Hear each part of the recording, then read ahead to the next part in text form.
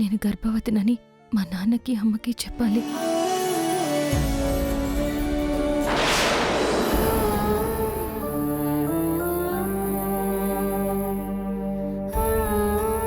ఇప్పుడు ఈ విషయం మా అమ్మకి నాన్నకి చెప్తే ఆయన వెంటనే ఇక్కడికి వచ్చేస్తారు. అప్పుడు కొత్త సమస్యలు వస్తాయి.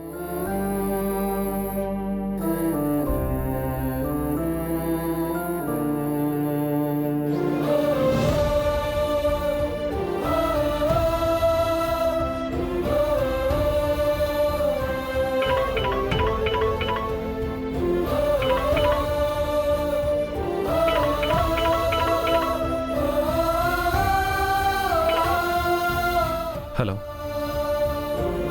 విహారీ గారు, నేను కనకాన్ని. లక్ష్మి, లక్ష్మి ఈ మొబైల్ నెంబర్ ఎవరిది? స్టేషన్లో చాలా మంచి కానిస్టేబుల్ ఉన్నారు.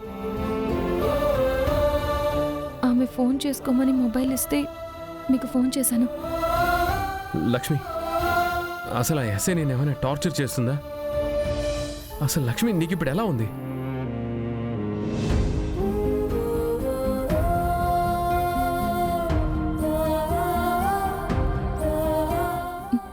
విహారీ గారు, మీకొక విషయం చెప్పాలి. లక్ష్మి ఏంటది చెప్పు. అది నేను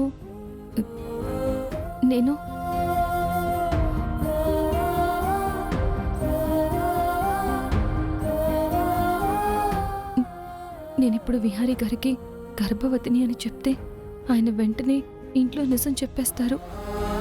చెప్పకూడదు. లక్ష్మి చెప్పు. లక్ష్మి నువ్వేదో చెప్పాలని అన్నావు కదా. ఏం లేదు విహారీ గారు, మీకు చెప్పకుండా నేను హాస్పిటల్ నుంచి వెళ్ళిపోయాను. దానివల్లే ఈ సమస్యలన్నీ. నన్ను క్షమించండి విహారీ గారు. నువ్వు నిజంగా తప్పు చేసావు లక్ష్మి.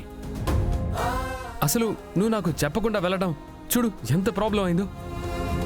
అసలు నువ్వు నాకెందుకు చెప్పలేదు? మిమ్మల్ని బ్లాక్మెయిల్ చేసిన వాణ్ణి దొరికితే చంపేస్తానని అన్నారు కదా విహారీ గారు. ఆ అడ్రస్కి వెళ్తే ఎక్కడ వాణ్ణి మీరు ఏం చేస్తారోనని భయపడి నేనే మీ దగ్గర ఆ విషయం దాచి వెళ్ళాను. సరే లక్ష్మి, అయిపోయింది అయిపోయింది. ఇంకెప్పుడు నా దగ్గర ఏమీ దాచవు కదా. నువ్వు స్పృహ తప్పి పడిపోయినప్పుడు నేను నీ నాడి చూశానమ్మా. నువ్విప్పుడు ఒట్టి మనిషివి కాదు, గర్భవతివి. గర్భవతివి గర్భవతివి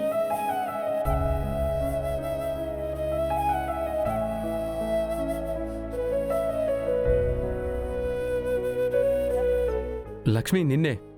నువ్వు నా దగ్గర ఏమీ దాచవు కదా.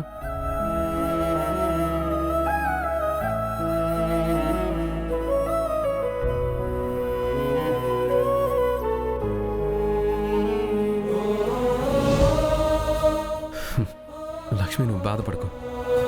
నీ సిచ్యువేషన్ నాకు అర్థమైంది. కానీ ఇంకెప్పుడు మన మధ్య ఎలాంటి దాపరికాలు ఉండకూడదు. నేను నీకన్నీ చెప్తున్నాను కదా, నువ్వు కూడా నాకన్నీ చెప్పాలి.